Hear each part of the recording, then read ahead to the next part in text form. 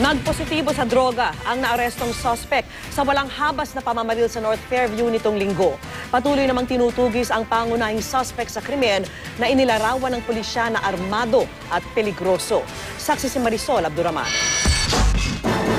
Armed and dangerous. Yan daw ayon sa Quezon City Police, si Muhammad Mautin Sandigan alias Walad ang tinutugis ngayong pangunahing suspect sa walang habas na pamamaril sa 4 na tao sa Fairview nitong linggo.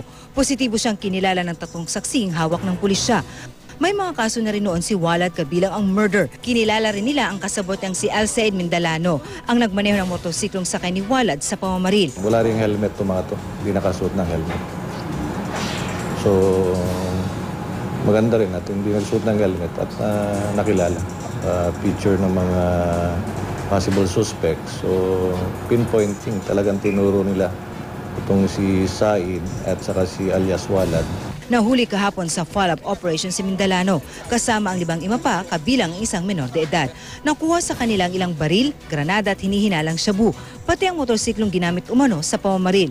Nagpositibo rin sa droga ang 6 na naaresto. Patong-patong na kaso na ang inihahandang isang palaban sa kanila. Nagdodroga to mga to. So may baril, dodroga at any one time pagka medyo naparaning to mga to, baka babaril na naman yan anytime.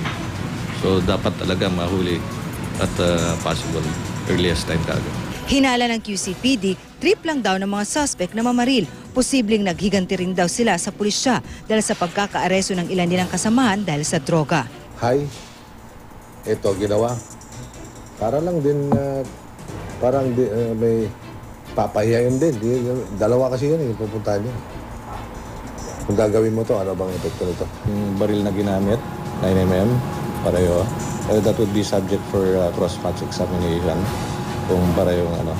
Pero dun sa lugar na baril, halos nasa right side portion yung dinaanan nila. At saka yung distance hindi magkakalayo. Sana po mahuli lahat ang gumawa. Tingin mo, bakit ko hindi napunta? Hindi ko, tumakbo kami eh. Tumakbo kayo?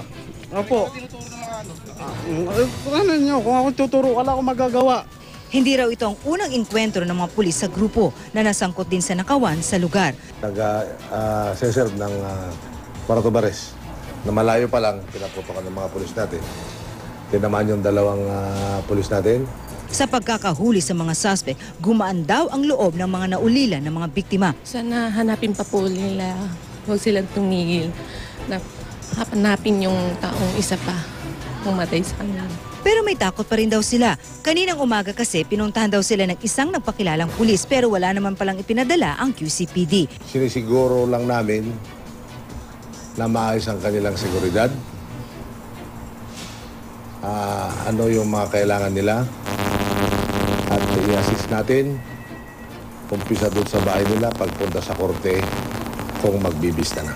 Isa sa ilalim din sa counseling ang mga kaanak ng mga biktima.